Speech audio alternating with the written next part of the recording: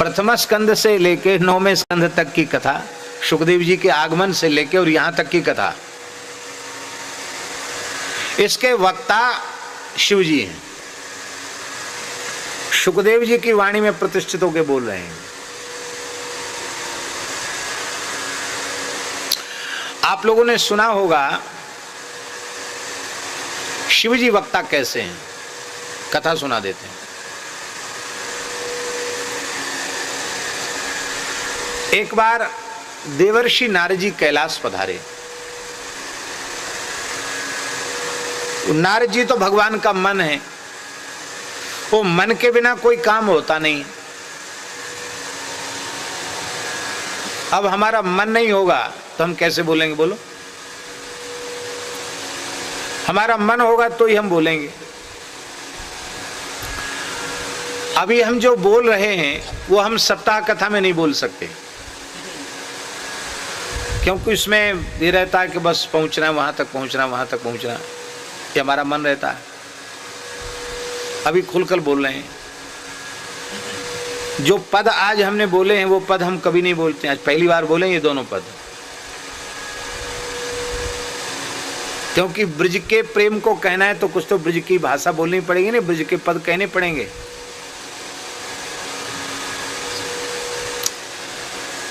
मन के बिना कोई क्रिया संभव नहीं है।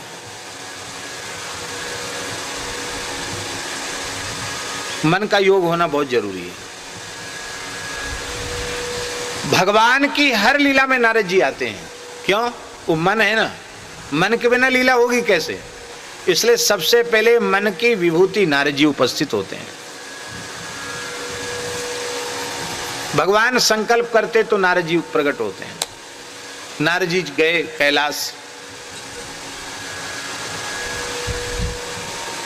और कैलाश गए तो भगवान शिव कहीं विचरण करने गए थे। अकेली माता पार्वती वहां विराजमान थी।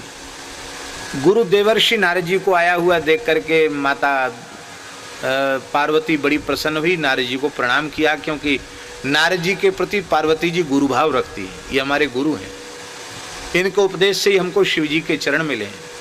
आओ आओ भगवान गुरुदेव, आज तो बड़ी कृपा की आपने, आप पधारे।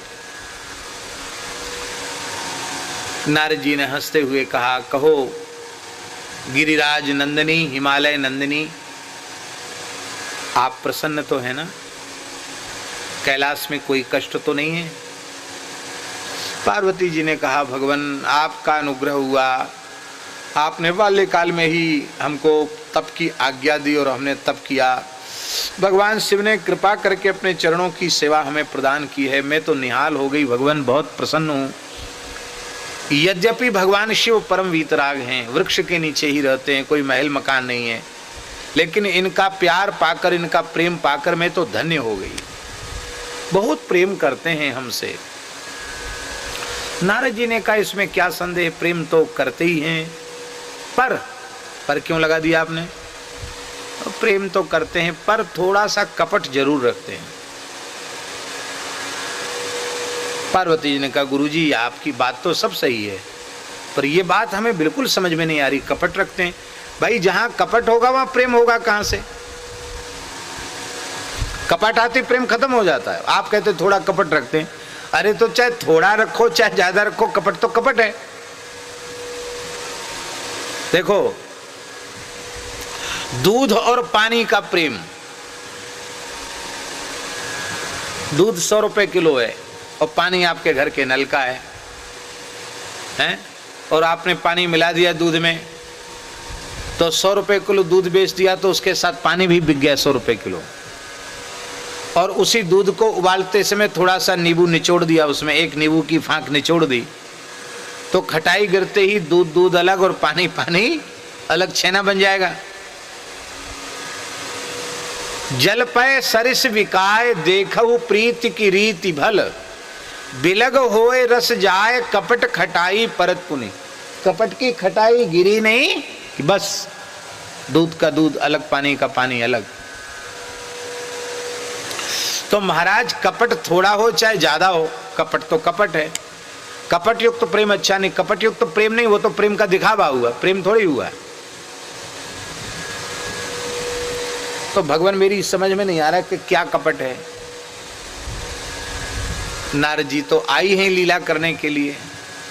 नारद जी बोले देखो देवी, जब कोई व्यक्ति कपट नहीं करता है तो बिना पूछे भी अपने सारे रहस्य खोल कर धर देता है, पर शंकर जी ने अपने रहस्य खोल के तुम्हारे सामने रखे नहीं। पार्वती जी बोली हम तो समझते हैं कि सब रहस्य उन्होंने खोल के रख दिए, बड़ी गुप्त बात, बड़ी सूक्ष्म बात वो हमको बताते हैं। अच्छा एक बात बताओ, वो मुंडमाला धारण करते हैं, क्यों धारण करते हैं? किसके मुंड हैं, कभी बताया? पार्वती जी बोले हाँ ये बात तो बिल्कुल ठीक, ये नहीं बताया, कभी नहीं बताया, बस यही तो कपट है। पार्वती जी ने कहा हमने पूछा ही नहीं होगा, अब पूछ के देखना, बता दें तो समझना। वो जरूर आनाकानी करेंगे बताने में, पता करना किसके मुंड हैं, वो मुंडमाल क्यों पहनते हैं, किसके मुंड हैं।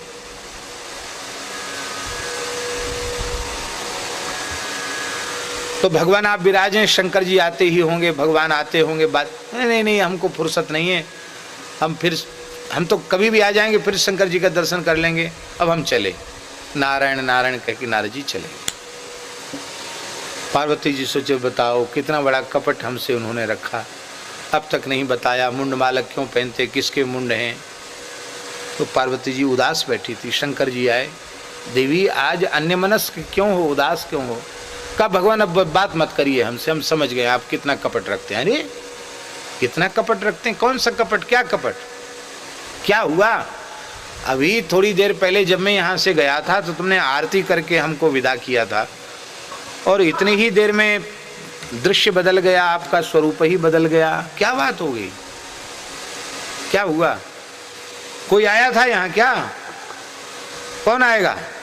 हमारे पूज्य गुरुदेव भगवान श्री नारद जी पधारे थे, समझ गए शिव जी की जरूर नारद जी तो आते तो कोई ना कोई लीला होती है, लीला है कोई ना कोई। हाँ बहुत अच्छी बात है, आपके गुरु जी आए, यही समझ में आ गया, कुछ ना कुछ कहा गुरु जी ने? बोले बहुत कुछ कहा, अब तक आप हमको धोखे में रखे हुए थे। क्या धोखा किया हमने? आप कपट करते हो। क्या कपट करते हैं? आपने बताया मुंडमाल क्यों पहनते हो, किसकी मुंडमाल है? शंकर जी ने कहा देवी अब ये सब चीज़ें बताने की क्या आवश्यकता है, हम लोग योगी अवधूत लोग हैं, हम चिता भस्म भी लगाते हैं, जटा जूट भी धारण करते हैं, ये क्यों ये सब कुछ नहीं, पक्कड़ लोग हैं, अवधूत लोग हैं, यही तो बात है, यही तो आप कपट करते हो। ये मुंड किसके हैं बताइए? देवी जानकर क्या करोगी? पार्वती जी बोले तो ठीक है, क्या करोगी? अब समझ में आ गया, गुरु जी की बात ही पक्की हो गई, आप कपट रखते हैं। अब आप कपट रखते मुझे पता चल गया, पक्का ज्ञान हो गया, अब मैं बस अनशन व्रत लेकर अपने प्राण को त्याग दूंगा। चुपचाप बैठ गई पार्वती, जब तक ये रहस्य नहीं बताओगे तब तक कुछ भी ग्रहण नहीं करूंगा। शंकर जी ने कहा देवी जब ऐसी ही बात है तो क्यों ऐसा विचार करती हो, रहस्य का उपदेश भीड़ भाड़ में नहीं किया जाता, यहाँ गण घेरे रहते हैं, बहुत भीड़ भाड़ है, एकांत में चलो। पार्वती जी ने कहा जहां कहो वहां चलेंगे, पर ये बताना पड़ेगा मुंडमाल किसके हैं, क्यों है, क्यों धारण करते आप मुंडमाल? तो कैलाश से भगवान शिव चले, नंदीश्वर पर विराजमान होकर के चले, और कश्मीर क्षेत्र में आए भगवान। कहाँ आए? कश्मीर। ये कश्मीर हमारे भारतवर्ष का बहुत पवित्र तीर्थ है। कश्मीर महर्षि कश्यप की तपस्थली है और सरस्वती की जन्मभूमि है। भगवती सरस्वती वहां साक्षात विराजती है, ऐसा हमारे ग्रंथों में वर्णन है।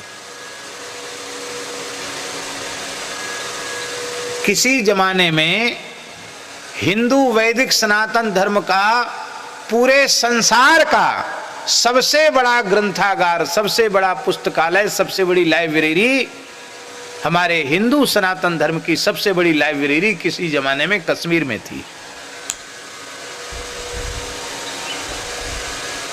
इतनी बड़ी लाइब्रेरी थी, इतना बड़ा पुस्तकालय था कि आप सोचिए जो ग्रंथ संसार में कहीं उपलब्ध नहीं होता था वो वहां उपलब्ध होता था। और उस ग्रंथागार में सरस्वती विराजती थी, सरस्वती का पहरा था।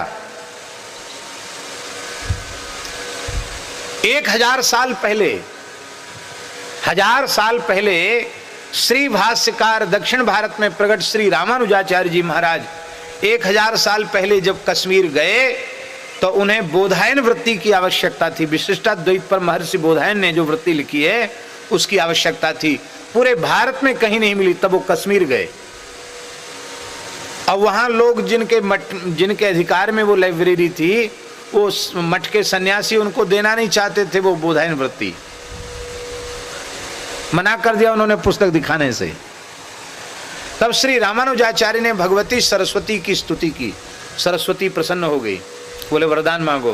बोले वरदान कुछ नहीं, हमको तो किसी भी तरह से बोधायन वृत्ति चाहिए। तब पुस्तकालय से पुस्तक की चोरी की गई। बोलो वृंदावन बिहारी। बोधायन वृत्ति की चोरी की गई और चोरी की के करके माने उसको ले लिया गया पुस्तक को लेके वहां से कश्मीर छोड़ के चल पड़े। जैसे ही चले तो सरस्वती जी ने वहां मठ के जो स्वामी जी थे उनको स्वप्न दिया। बोले देखो 2 सन्यासी आए थे, वो बोधायन वृत्ति लेके जा रहे हैं, बोधायन वृत्ति अब तुम्हारे पुस्तकालय में नहीं है। स्वप्न में और कह दिया, क्योंकि वो उनको मंत्र सिद्धि करके सरस्वती को ही सुरक्षा प्रदान की गई थी पुस्तकालय की। तो सुरक्षा करने वाले का धर्म है ना, मालिक को बतावे कि चीज चली गई है, नहीं हम बचा पाए उसको। अब महाराज वो लोग पीछे लगे श्री रामानुजाचार्य जी के, बहुत ध्यान से सुने। तो 3-4 दिन हो गए थे, तो दौड़ते दौड़ते उन्होंने अंत में श्री रामानुजाचार्य जी को पकड़ लिया और ग्रंथ उनके हाथ से छीन लिया। ग्रंथ लेकर वो चले गए, वापस हो गए। तो श्री रामानुजाचार्य जी को बड़ा दुख हुआ कि अरे देखो, एक ही पुस्तक थी बोधायन वृत्ति और वो नहीं रही, अब क्या करें। तो उनके शिष्य कुरेशाचार्य जी उनके साथ थे। वो इतने मेधावी थे, हमारे भारतवर्ष में ऐसे ऐसे बुद्धिमान लोग थे। उन्होंने कहा दुखी क्यों हो रहे हैं, कहा बताओ इतनी मेहनत से ग्रंथ मिला था, सरस्वती की कृपा से मिला था और वो हमारे हाथ से छिन गया, उसको हम देख नहीं पाए। उन्होंने कहा उस ग्रंथ को हमने उलट पलट कर एक बार देखा था, चलते चलते भी हमने उसको देखा, तो पूरा ग्रंथ हमें कंठस्थ हो गया है। मैं बोलता हूं, आप लिखिए। पूरी बोधायन वृत्ति एक बार पढ़कर उन्होंने कंठस्थ कर ली। ऐसे मेधावी लोग हमारे यहां होते थे। हमने एक ऐसे मेधावी देखे हैं, हमारे पूज्य गुरुदेव भक्तमाली जी के पास उन्होंने 1.5 महीने में संपूर्ण लघु सिद्धांत कौमुदी पढ़ी थी, जिसको पढ़ने में 1.5 से 2 वर्ष लग जाते। जिस पुस्तक को पढ़ने में मात्र 1.5 महीने में उन्होंने पढ़ी थी। और पढ़ी नहीं थी, वो पढ़ा सकते थे लघु सिद्धांत पूरी 1.5 महीने में पढ़ने के बाद।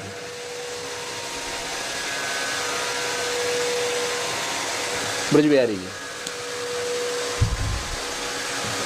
झांसी रेलवे स्टेशन से ट्रेन में पढ़ना उन्होंने शुरू किया और ठीक 1.5 महीने में पूरी लघु सिद्धांत हो गई उनकी। महाराज जी बोलते जाते थे, वो लिखते भी जाते थे, समझते भी जाते थे। और ऐसी मेधा थी उनकी, मैंने प्रत्यक्ष देखा है। आप अंग्रेजी पर पूर्ण अधिकार था, हिंदी संस्कृत अंग्रेजी इन पर तो पूर्ण अधिकार था उनका। तो आप चाहे हिंदी का, चाहे अंग्रेजी का, चाहे संस्कृत का, कोई एक पृष्ठ आप उनके हाथ में दे दो, वो एक बार देख लेते थे। नया पृष्ठ कहीं से खोज के लाओ और फिर आप अपने हाथ में ले लो, वो अक्षर सब ऊपर से नीचे तक बांच के सुना देते थे।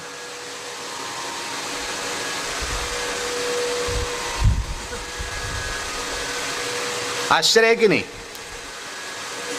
ये बात हम इसलिए कह रहे हैं कि आज जब ऐसा हो सकता है तो उस जमाने में हुआ तो क्या आश्चर्य है। कश्मीर विद्या का केंद्र था। भगवान शिव बोले कश्मीर चलो, तो कैलाश से चल करके पार्वती जी के साथ कश्मीर आए। और कश्मीर में सबसे पहले आता है पहलगाम। वो पहलगाम जो है नाम उसका बदल गया, उसका नाम था बैलग्राम। क्या नाम था? बैलग्राम। बैलग्राम माने वहां शंकर जी ने कहा नंदीश्वर तुम यहीं प्रतीक्षा करो, हम लौट के आएंगे तो यहीं तुमसे बातचीत करेंगे। सवारी वहीं छोड़ दी। जब हम लोग अमरनाथ जाते हैं तो सबसे पहले पहलगाम तक, अब तो वहाँ तक साधन हो गया, हम भी गए थे अमरनाथ तो पैदल गए थे। तो पहलगाम में नंदी को छोड़ दिया और वहां से शंकर जी पैदल चढ़े तो आ गया था अनंतनाग, शेषनाग, अनंतनाग, वहां उन्होंने नाग को छोड़ दिया। हमने नहीं देखा पर लोग कहते हैं कि रात्रि में आज भी उस झील में शेषनाग का किसी किसी को दर्शन होता है। फिर चंद्रमा को भी छोड़ दिया शंकर जी ने, गंगा जी को भी छोड़ दिया। वो गंगा जी को कहा तुम भी यहीं रहो, तो वहां जो धारा है वो गंगा जी है, जटाशंकरी है। एक गणेश पहाड़ी आती है, उस पर गणेश जी वहां तक गए, बोले नहीं हम तो मैया को नहीं छोड़ेंगे। गणेश जी को कहा तुम यहीं रहो, थक गए हो यहीं रहो। गणेश टॉप पर गणेश जी को छोड़ दिया। अब केवल भगवान शिव और पार्वती उस पवित्र गुफाएं जिसे वर्तमान में अमरनाथ जी की गुफा कहते हैं, उस गुफा में भगवान शिव पार्वती विराजे और कहा कि अब हम तुमको बता रहे हैं, कितनी गुप्त बात है, अब तुमको हम बता रहे हैं ये मुंडमाल किसके हैं। ये प्रेमी भक्तों के मुंडमाल हैं और इन मुंडों में कुछ मुंड तुम्हारे भी हैं, तुम्हारे भी मुंड हैं इसमें। भगवान मेरे मुंड? हाँ तुम्हारे मुंड हैं। क्यों? बोले तुम लीला करती हो तो तुम चली जाती हो, तो तुम्हारे मुंड को मैं, इक्यावन शक्तिपीठ प्रकट होते ना, तो मैं तुम्हारे मस्तक को, मुंड को धारण कर लेता हूँ प्रत्येक कल्प में। तो अनेक कल्पों के अलग अलग एक एक मुंड हैं हम तुम्हारे, क्योंकि सती के अंग से शक्तिपीठ प्रकट होने तो प्रत्येक कल्प की घटना है, तो मुंड में तुम्हारे इसमें धारण कर लेता हूं। पार्वती जी ने कहा इसका मतलब तो ये हुआ कि आप अविनाशी हैं, आपके स्वरूप में परिवर्तन नहीं है और समय आने पर मैं अपने देह को त्याग देती हूं। कहाँ देवी, बिल्कुल ठीक कहा, तुम्हें अपने देह का विसर्जन करना पड़ता है पर मुझे देह का विसर्जन नहीं करना पड़ता, क्योंकि जिसने देह धारण किया है उसे छोड़ना पड़ेगा। मैंने धारण ही नहीं किया तो मैं छोड़ूंगा क्या? मैं अविनाशी हूं। तो ये स्वरूप आपको कैसे प्राप्त हुआ? शंकर जी ने कहा देवी बड़ी रहस्य की बात है, मैं अमर कथा रस का पान करता हूं, अमर कथा रस का पान करता हूं। उस अमर कथा रस को पीने से मुझे जरा का, मृत्यु का स्पर्श नहीं होता। बड़ी गंभीर समस्या थी, इसलिए एकांतिक गोष्ठी हुई। वो गंभीर समस्या क्या थी? बोले भाई देखो, राम जी तो सबके स्वामी हैं और राम जी की सेवा सबको मिली हुई है, पर ये हनुमान जी जब से आए हैं तब से हम सब की हालत खराब है। प्रत्येक सेवा में हनुमान जी आगे रहते हैं, हमारी सेवा तो हम तो मुंह देखते रह जाते हैं। हम सावधान हो उसके पहले तो राम जी से, हनुमान जी सेवा में लग जाते हैं। जगने से लेके सोने तक प्रत्येक सेवा में हनुमान जी सामने हाथ जोड़ के खड़े। तो हम लोग फिर किस लिए हैं यहां? ऐसा करो, सबको अपने में मिला लो, भरत जी को, लक्ष्मण जी को, शत्रु सबको मिला लिया।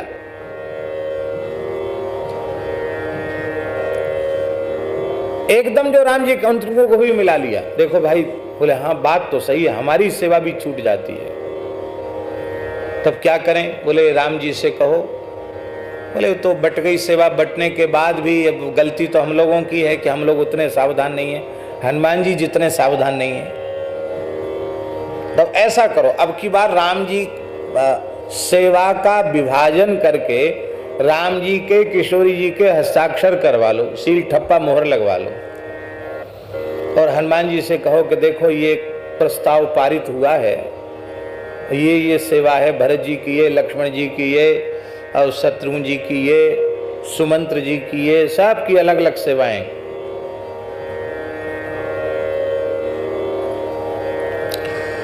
आप फिर हनुमान जी कहेंगे इसमें हमारी सेवा?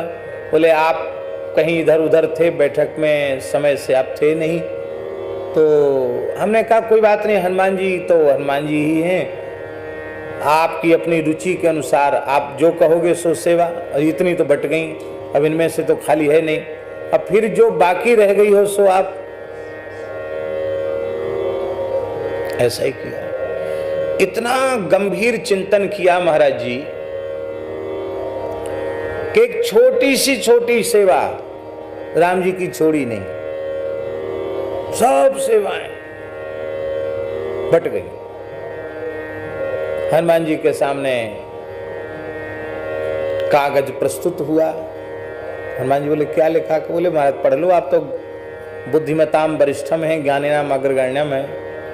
हनुमान जी ने देखा कि सारी सेवा बट गई, मेरे लिए कुछ भी बकाया नहीं। यहां तक कि सरकार प्रसाद भोजन करके उठेंगे तो कुल्ला कराने की सेवा अलग सेवक की, और रूमाल लेकर के गमछा लेकर पोंछने की सेवा अलग की,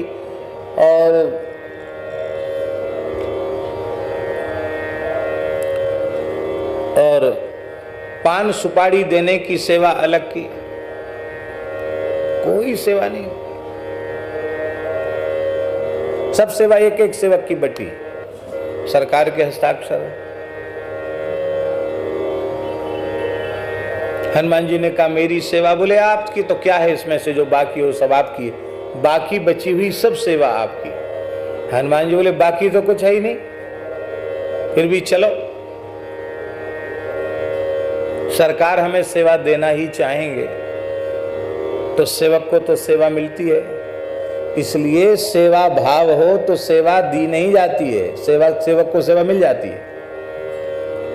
चर्चा चल ही रही थी, तब तक राम जी को जम्हाई आई उवासी।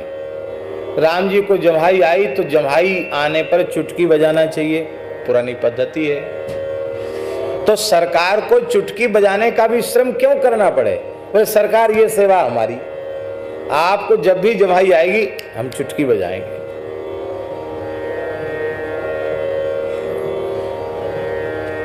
अब जम्हाई का तो कोई समय निश्चित होता नहीं कि कब आएगी, कितने बजकर कितने मिनट पर आएगी, और सेवक तो सेवा करो किनारे हो। अब हनुमान जी को तो ऐसी सेवा मिल गई, बैठे मुंह देख रहे हैं कब जम्हाई आवे, कब चुटकी बजाएं, हमारी सेवा में चूक नहीं होनी चाहिए। लोगों ने कहा ले साहब, हम तो इनको किसी तरह से किनारे करना चाहते थे, ये तो और मजबूती से पक्के हो गए, अब तो इनको कोई हिलानी मुश्किल है। चलो कोई बात नहीं, दिन भर तो जैसे तैसे बीता। जैसी सायंकाल का समय आया, सरकार ब्यारू करके सैन कुंज में पधारे। वहां श्री चंद्रकला चारुशीला जी का पहरा था। हनुमान जी बस यहाँ तो बस अब किशोरी जी की सखियों का ही प्रवेश है, सबका प्रवेश नहीं है यहाँ, आप तो बस बाहर ही विराजो। हनुमान जी बोले भाई हमको सेवा मिली, सरकार को जम्हाई आएगी, चुटकी हम बजाएंगे। बोले वो तो सेवा मिली, इससे हमें कोई लेना देना नहीं, लेकिन आप भीतर नहीं जा सकते। हनुमान जी बोले जम्हाई तो सोते समय ज्यादा आती, हमको कैसे पता चलेगा कब जम्हाई आएगी? सखियों ने कही आप जानो, आपका काम जाने, हम तो भीतर नहीं जाने देंगे आपको, आप तो बाहर विराजो। हनुमान जी बोले कोई बात नहीं, हम हट नहीं करते हैं, आपकी मर्यादा भंग नहीं करेंगे, हम तो रात भर चुटकी बजा के कीर्तन करेंगे। क्यों? रात भर का जागरण भी हो जाएगा, अब चुटकी बजती ही रहेगी, तो जब जम्हाई आएगी तब हमारी सेवा हो गई। तो हनुमान जी कंगूरे पर बैठ गए। श्री राम जय जय राम, श्री राम जय जय राम, श्री राम जय जय राम, श्री राम जय जय राम, श्री राम जय जय राम, श्री राम जय जय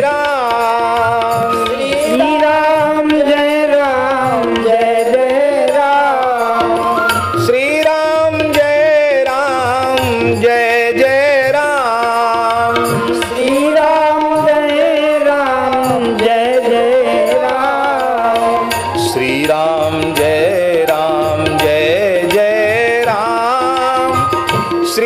राम जय राम जय जय राम, श्री राम जय राम जय राम, श्री राम जय राम जय जय राम। हनुमान जी ने तो विजय मंत्र का कीर्तन करते हुए चुटकी बजाना आरंभ कर दिया और रघुनाथ जी ने सोचा मेरे सेवक हनुमान जी की सेवा व्यर्थ क्यों जाए। राम जी बार बार जम्हाई लेने लगे और हनुमान जी का कीर्तन तेज हुआ तो राम जी का मुंह खुला का खुला रहेगा, ऐसे हो।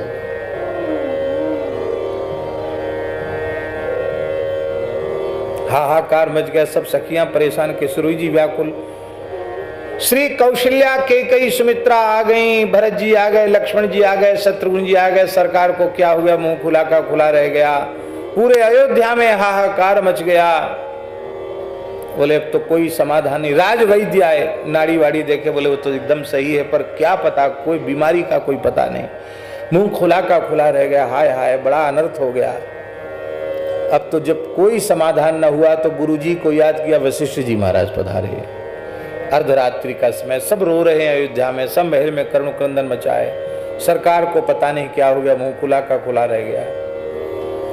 वशिष्ठ जी ने देखा, ध्यानस्थ हुए, ओहो ये अपने सेवक की सेवा के अधीन हो जाते, ये रघुनाथ जी का स्वभाव है।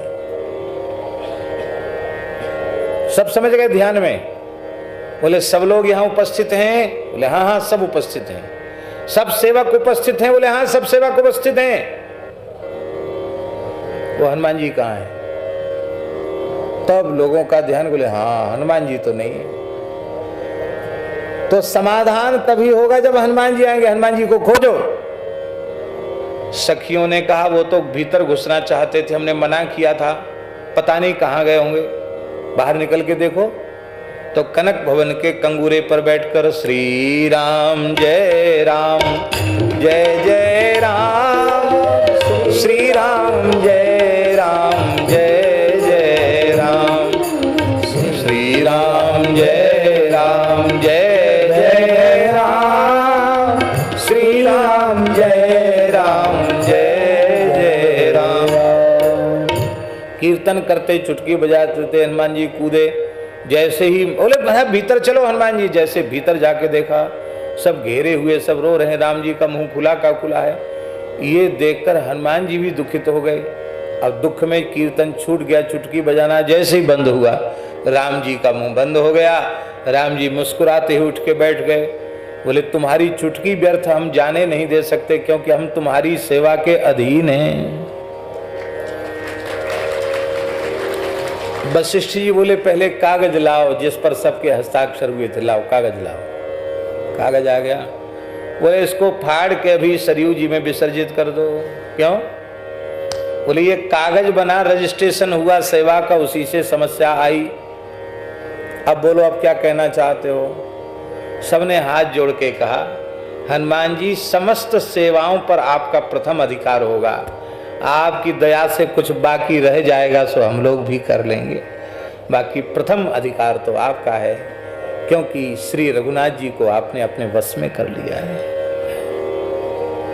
गोस्वामी जी के शब्दों में सुमेरे पवन सुत पावन नाम,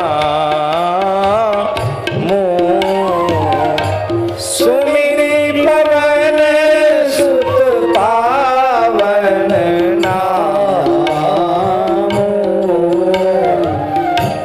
अपने बस करी राखे